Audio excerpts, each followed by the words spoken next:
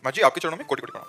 महाराज जी 7 महीने पहले मेरे पति मृत्यु हो गई। उसी दिन प्रातःकाल मेरे को सोच आई थी कि उनका ऐसा हो जाएगा और मैंने आक्रोश वक्त कुछ शब्द बोल दिए। महाराज जी क्या मेरे ऐसे शब्दों को बोलने और ऐसी सोच इतनी नहीं, इतनी सिद्ध थोड़ी होगी तो कि तुम जो सोचोगे वही जो होना था वो सोच आ गई आपके अंदर, क्योंकि आपका शरीर संबंध है ना। कभी कभी हम सोचते हैं और घटना घट जाती, तो जो घटना घटनी होती वो सोच आ जाती। ऐसा नहीं कि आपने सोचा वो घटना घट गई, वो घटना घटनी थी इसलिए हमारी ऐसी सोच आ गई। वो तो सिद्ध पुरुषों में होता है, तो वो अलग बात होती है। आपके तो पति हैं, कुछ कटु वचन निकल जाना या कोई कटु भावना हो जाना, तो आप इतनी सिद्ध थोड़ी कि आपकी भावना सिद्ध हो जाएगी। वो जो होना था वो आपके मुख से निकल गया, जो होना था वो आपकी भावना में आ गया। ऐसा समझ रही ना। हाँ, तो इसमें कोई अंदर शोक नहीं करना कि हमने अपने पति का हित कर दिया, वो होना ही था। क्या हमारे आपके सोचने से किसी की मृत्यु हो जाएगी क्या? जो विधना ने लिख दिया, छठी राव के अंक, राई घटे न तिल बढ़े, रहुरे जीव निशंक। जितनी आयु लिख दी उतनी रहेगा। आपको रो रो के मनाइए कि आप कभी ना मरिए, तो क्या बच जाएगा क्या? जिस समय मरना है उसी समय उसे मरना है। महाराज जी, ये क्या मेरे किसी पूर्व जन्म या इस जन्म के कर्मों का भोग है तो मैं बोल रही हूँ? नहीं, मतलब ऐसा हो गया, पतिदेव चले गए और विधव्य जीवन, तो ये पूर्व का ही महाराज जी फलस्वरूप है। हमारे द्वारा कोई पूर्व में ऐसा पाप हुआ जिसका फल हमें वैधव्य मिला, हमारा पति हमारा सुहाग हमसे दूर हो गया। अब हम गलती न करें, अब हम सावधान हो जाएं, तभी हमारा काम बनेगा। अब नाम जप करें, ब्रह्मचर्य से रहे, तो भगवान की कृपा से हमारा अगला जन्म ठीक हो जाएगा। उडुपी कर्नाटक कृष्ण क्षेत्र है, उधर एक रामकृष्ण आश्रम है हमारा, नदी के किनारे। महाराज जी हमारे आध्यात्मिक मार्गदर्शन करते हैं, सब ब्रह्मचार्य, बाकी काफ़ी सारे हमारे वानप्रस्थ भी है इसमें, और थोड़े बहुत हमारे भक्त, बहुत सब साधक ब्रजमंडल का बहुत आपका वचन सब बहुत। सबसे यही प्रार्थना है हमारी। साधना का मूल स्वरूप है संसार और शरीर के राग का नाश हो जाना। जो मनाखष्टानि इंद्रियाणि प्रकृतिस्थानि कर्षति, इसको रोकना है, यही साधना है। जो हमारी 5 ज्ञानेंद्रियां शब्द स्पर्श रूप रस गंध को लेकर विषय भोगों के लिए लालायित रहती हैं, उनमें विचरण करती हैं, देह भाव से युक्त होकर हम कर्ता भोक्ता भाव में युक्त हैं, इसी का नाश करना है। इसका सहज नाश का उपाय है जो गुरु ने नाम दिया है, मंत्र दिया है, उसको अव्यावृत, मतलब निरंतर मंत्राकार वृत्ति हो, भगवदाकार वृत्ति हो, तो संसार का चिंतन, संसार का राग स्वतः ही नष्ट हो जाता है। जैसे एक एक कवल खाने पर तुष्टि पुष्टि क्षुधा निवृत्ति होती है, ऐसे ही एक एक मंत्र, एक एक नाम जब ध्यान पूर्वक जपा जाता है, तो संसार से वैराग्य, अपने स्वरूप का बोध और गुरुदेव के चरणों में प्रीति, इष्ट देव के चरणों में प्रीति, ये तीनों एक साथ प्राप्त होते हैं। जैसे तुष्टि पुष्टि क्षुधा निवृत्ति, ऐसे संसार से वैराग्य, स्वरूप का बोध और भगवान से प्रेम, तीनों एक साथ प्राप्त होते हैं। हमें पवित्र आचरण करते हुए गुरु आज्ञा में अपने जीवन को समर्पित कर देना है, और जो गुरु जी ने नाम मंत्र दिया है उसे सतत, जितना तन्मया स्थिति, जितने मिनट धारण करोगे उतने जीवन धन्य है। और संसार के जितने शुभ कर्म हैं, ये सब भगवत प्राप्ति कराने में समर्थ नहीं है। ये यहां से लेकर के बहुत तक ब्रह्म लोक तक ले जा सकते हैं, लेकिन आ ब्रह्म पर्यंतम सर्वम मायामय जगत, आ ब्रह्मा से लेकर के यहां तक सब मायामय है। तो हमारा कार्य है माया मुक्त होना। भगवान ने कहा आ ब्रह्म भुवनान लोकान पुनरावर्तिनो अर्जुन, ये बार बार आने जाने, अब आने जाने वाला काम नहीं करना। अगर हम फिर आए तो कर्म बंधन मुक्त होकर आए और अपने भगवान का यश विस्तार करें, जगत मंगल करें, तो आए, नहीं कर्म बंधन में जड़ जीव की तरह हमें बंध के नहीं आना। इसलिए निरंतर नाम जप, निरंतर ईश्वर का चिंतन, तन्मया। भगवान रामकृष्ण परमहंस जी हर समय माँ से बात करना, माँ में ही पूरी तन्मयता। वही कृष्ण है वही काली है, इतना अंतर नहीं है।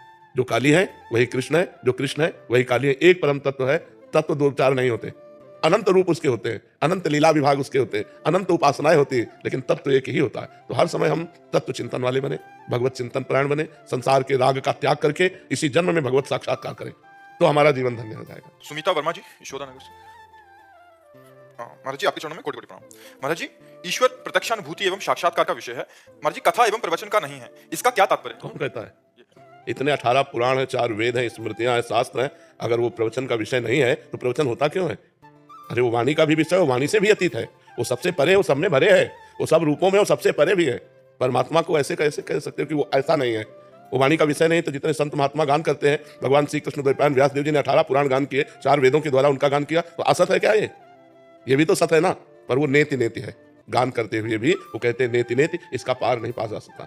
असित गिरि समम स्यात् कज्जलम सिंधु पात्रे सुरतर वरुशाखा लेखनी पत्र मुर्वी लिखत यदि गृहीत्वा शारदा सर्वकालम तदपि तो गुणानाम मीश पारम नयाति। हे ईश्वर, हे परमात्मा, हे भगवान, स्वयं सरस्वती जी समस्त वृक्षों को लेखनी बना ले, समुद्र को स्याही बना ले और पर्वतों सहित पृथ्वी को कागज बना ले और निरंतर लिखे, तो भी आपकी महिमा का पार नहीं पा सकते हैं। जो गाई जा रही है वो उन्हीं की महिमा है। इसी गायन और श्रवण से तो आप आए हो, इसी गायन और श्रवण से तो आपका कल्याण हो रहा है। हो रहा है कि नहीं हो रहा? ये छोड़िए, ऐसे चलिए, ऐसा भजन कीजिए। तो असत होता तो तुम्हारा परिवर्तन कैसे होता? असत होता तो हम लोगों का मंगल कैसे हो जाता? असत होता तो आप दर्शन करने किसके आए हो? अगर वो वाणी का विषय नहीं है तो वाणी से जितने महात्माओं ने गान किया सब झूठा है क्या? क्यों? बोलो ना। वही वो है, मत्ता परतरम नान्यत किंचिदस्ति धनंजय। पर आंखें ठीक करनी है, वही वो है, सब रूपों में वही है, सब में उसी का नूर समाया। कौन है अपना, कौन पराया, तो सबको कर प्रणाम, वही है। वासुदेवा सर्वमित समात्मा सुदुर्लभा। वो दृष्टि का विषय ना होते हुए भी वो दृष्टि का विषय है, वो वाणी का विषय ना होते हुए भी वो वाणी का विषय है। राम अतर्क बुद्धि मन वाणी, मन बुद्धि से परे होने पर भी वो मन बुद्धि में अनुभव में आता है। यही तो समझना। याद हाथ से रघुनाथ कर, बेग न जाने कोई, जो जाने रघुपति कृपा, तो सपने मोह न हो। समझ पा रहे हो आप? थोड़ा सा कम होता। क्या समझना चाहते हो? बोलो, तुम कौन हो? उत्तर दो। जब अपने को नहीं जानते तो क्या समझ पाओगे उस परमात्मा तत्व को? भाई समझ के लिए कुछ पावर चाहिए। आप में क्या पावर है समझने का? जो कह रहे हो कम समझ पा रहे हैं, तो आप में पावर क्या है समझने का? बुद्धि की पवित्रता किस ऊंचाई पर जो है साधु की बात को समझने की? मसाला भी तो चाहिए हमारे अंदर, वो सामग्री भी तो चाहिए समझने के लिए। वो अतर्क होते हुए भी दृष्टिगोचर है, वो अनिर्वचनीय होते हुए भी उसका वचन होता है, उसका वर्णन होता है। ये 18 पुराण, ये वेद, ये शास्त्र, ये महात्मा जो गान कर रहे हैं, ये उसी सत्य स्वरूप परमात्मा का ही गान कर रहे हैं। पर वो अनंत महिमाशाली है। जैसे समुद्र में आप डुबकी लगाओ तो आप था नहीं पा सकते, पर समुद्र में डुबकी लगाई जा सकती है, और समुद्र को नापा नहीं जा सकता कि हम इतने लीटर समुद्र है। तो एक प्रकृति की रची हुई रचना भगवान की, जल, उसको नहीं नापा जा सकता। तो जिसने इस प्रकृति को बनाया उस परमात्मा को कैसे नापा जा सकता है? ये छोटी सी वाणी के द्वारा उसको संपूर्ण वर्णन कैसे किया जा सकता है? पर संपूर्ण वर्णन होता है, अगर ना होता तो अनुभव ही नहीं होता शिष्य जनों को, क्योंकि गुरु वाणी से ही तो वर्णन करता है। तो शिष्यों को अनुभव हो जाता है कि नहीं हो जाता? ऐसे हो जाता है जैसे देखो उस डाल के ऊपर चंद्रमा दिखाई दे रहा है, एक हाथ देखो ना डाल के ऊपर, तो हम देखते हैं तो हमें चंद्रमा दिखाई दे देता है। लेकिन क्या डाल के एक हाथ ऊपर है क्या? हजारों लाखों करोड़ों हाथ ऊपर है, पर हमें दिखाई दे देता है ना। ऐसे ही हम परमात्मा का वर्णन करते हैं और वो हमारे अनुभव में आ जाता है। सुनते सुनते रोमांच हो गया, रोना आ गया, और उनकी मधुर मूर्ति हमारे मानस पटल पे छा गई, हो गया भगवत साक्षात्कार हो गया। ये जितने भी शास्त्र हैं सब परम सत्य है, एक भी अक्षर गलत नहीं है। अब समझ में आ रहा है कुछ? प्रतीक नेहरा जी मेरठ से। राधे राधे महाराज जी, आपके चरणों में दंडवत प्रणाम। महाराज जी, जैसे कि आप बताते हैं कि मन के दो विभाग होते हैं, अच्छा और बुरा, परंतु मुझ नीच से संतों का मानसिक अपराध बनता है और तत्काल मन संतों के चरणों का भी स्मरण करता है। गुरुदेव, बहुत विचलित हो जाता हूँ, डर लगता है कहीं मानसिक अपराध क्रिया में ना बदल जाए। महाराज जी, ऐसे में क्या करना? ये बात है तो हम क्या संतों के प्रति अपराध करते हैं? महाराज जी भौतिक दृष्टि लगाते हैं। नहीं तो आपको भगवान ने सेवा दी है क्या कि आप संतों की परीक्षा लीजिए? तो अपने को बचना चाहिए। पर्वत में मस्तक मारने से पर्वत का कुछ नहीं बिगड़ता, अपने ही खोपड़ी फूट जाती है। ये संत अडिग भगवान के जन है। अच्छा, 3 गुणों का खेल चल रहा है, सतोगुण, रजोगुण, तमोगुण। अब कोई सात्विक प्रवृत्ति का है तो आपको अच्छा लगेगा, कोई राजसिक प्रवृत्ति का है, कोई तमोगुण प्रवृत्ति का है, लेकिन सब भगवान के जन है। हमको चाहिए अपना सुधार करना है। हम क्यों दूसरे को, जैसे हमें दिखाई भी दे रहा कि ये गलत है, बस हे भगवान आप ही सब रूपों में हो, मुझे संभालो प्रभु, मेरी गंदी दृष्टि दूर हो। दूसरों के ये कपाल फोड़ना है। पर निंदा के किए थे आवत नहीं कछुआत, मूर्ख पर्वत पाप को ले चल अपने साथ। ये मूर्खता है कि हम दूसरे की निंदा, दूसरे का दोष दर्शन करके अपने पाप बढ़ाएं और अपने को दुर्गति में ले जाएं। कभी जहां ऐसा देखने में लगे कि संत गलत है, ऐसा दिखाई दे, वहीं तुरंत प्रणाम करें और अपने मन को डांट। तो दूसरे में भगवान न देखकर दोष दर्शन कर रहा है, और जबकि भगवान कह रहे सातों सब महिमा जग देखा, मोते अधिक संत कर लेखा। मेरे से अधिक संत भगवान आदेश कर रहे हैं। अब ये कि संत भी तो मनुष्य शरीरधारी है ना, तो कुछ ना कुछ चेष्टाएं अलग अलग होती। वो पूर्व में कितना भजन किए हैं, यहाँ बिना भजन के कुछ नहीं मिलता है, तो हमको प्रणाम। एक राजर्षि है, एक ब्रह्मर्षि है, एक है बिल्कुल अकिंचन, फटे पुराने कपड़े पहने हुए, भीख मांग के खाना, रात दिन भगवान में भजन में डूबे रहना। तो संतों की कई कोटियां हैं, और एक है अवधूत कोटि के, जिनको कोई परवाह नहीं, समाज की कोई परवाह नहीं, शास्त्र मर्यादा से ऊपर उठे हुए, जब जो मनाया जैसी मस्ती उनकी। अब उनको देखोगे तो या तो पागल कहोगे और या तो धर्म विरुद्ध कहोगे। तो हमको चाहिए कि हम अपनी स्थिति को बढ़ावें। देखो, ब्रह्मलीन महापुरुषों को पहचाना नहीं जा सकता। भागवत में पढ़ के देखो, रहुगण कपिल भगवान से सत्संग करता था, लेकिन पालकी में ज्योति दिया सिद्ध महापुरुष जड़ भरत जी को, पालकी में लाके ज्योति दिया, तो पहचान पाया क्या? इतने बड़े महापुरुष जिनका भागवत में गुणगान किया जा रहा है, जो भगवान ऋषभ देव जी के पुत्र भरत जी, और वही तीसरे जन्म में जड़ भरत बने। तो इतना बड़ा सत्संगी कपिल भगवान से सत्संग करता था रहुगण, वो भी दृष्टि में चूक हो गई। उसने साधारण मूर्ख समझ करके उनको पालकी में ज्योति दिया, और जब उन्होंने उपदेश किया तो कूद पड़ा पालकी से कि इतने बड़े महापुरुष, और चरणों में लौट गया और कहा क्षमा कीजिए, मेरे से गलती हो गई। तो संतों को पहचान पाना बड़ा मुश्किल है। एक बार एक ट्रेन में एक संत भगवान ऐसे बैठे थे। अब उनके संतों के शिष्य होते हैं, भगत लोग होते हैं। हर शिष्य चाहता मेरे गुरुजी अच्छी वस्तु पहने, मेरे गुरुजी अच्छी गाड़ी में चले, मेरे गुरुजी, जब मेरे पास इतना तो मेरे गुरुजी है, तो वो भाव रहता ना। तो उसने सोने की चैन की घड़ी और ये सब व्यवस्था, अटैची सब।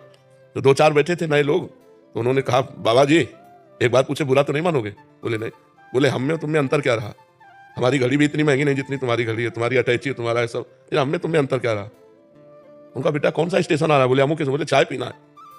गए चाय पीने, बोले एक चाय और बनाओ, और पूरे जितने रुपए मिले थे सब चाय वाले के सामने रख दिए। इतने में गाड़ी ने हारन दिया और घड़ी और सब वहीं खोल के रख दिए थे। उनका बाबा जी अब तो हम चाय नहीं पियेंगे क्योंकि गाड़ी। बोले हम तो चाय पियेंगे इधर जाएंगे।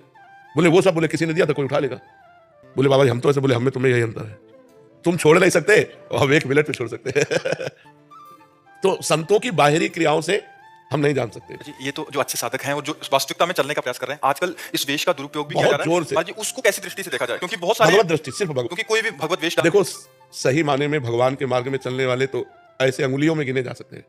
सही माने में जिनका लक्ष्य भगवान है, भगवान की आड़ में वासनाओं की पूर्ति, रुपया की प्राप्ति, मनोरंजन, ये अलग बात है। लेकिन वास्तविक जिनका लक्ष्य भगवान है, ऐसे अंगुलियों में गिने जाए। जो कहो हरिवंश रस बिरलो समझनहार, एक दोई जो पाइए खोजी सब संसार। 1 2 लिखा है, 100 200 नहीं लिखा। 1 2 जो पाइए खोजी सब संसार। तो अब हम 1 2 कहां खोजें?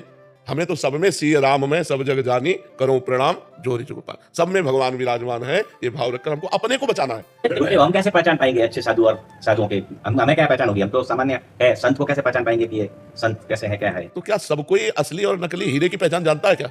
वो तो जौहरी जानता है। तो हमारा क्या कर्तव्य और दायित्व क्या हुआ हमारा? सिय राम में सब